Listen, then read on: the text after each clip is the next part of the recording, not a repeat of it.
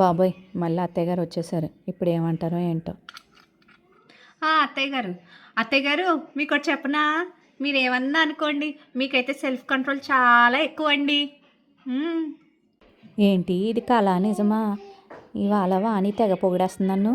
ఏమోనమ్మా, ఓ వయసు వచ్చాక అన్నీ ఆటోమేటిక్ ఆ లక్షణాలు వచ్చేస్తాయి అంతే.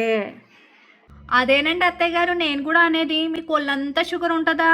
పాపం నోట్లో నుంచి ఒక్క తీయటి మాట కూడా రాదు. మీకు ఒళ్ళంతా షుగర్ ఉంటుందా? పాపం నోట్లో నుంచి ఒక్క తీయటి మాట కూడా రాదు. చాలా సెల్ఫ్ కంట్రోల్ అండి బాబు. మిమ్మల్ని చూసి నేర్చుకోవాలి మేము. అనుకున్నాను నేను నా కోడలేంటి తెగ పొగిడేస్తుందని. పొగిడినట్టే పొగిడి తిట్టిందనమాట. ఏమోనమ్మా, బయట జనాలు నీ మంచితనం గురించి గొప్పగా చెప్తేను నాకు బాడీలో షుగర్ ఎక్కువైపోయింది. మరి ఏం చేస్తాం?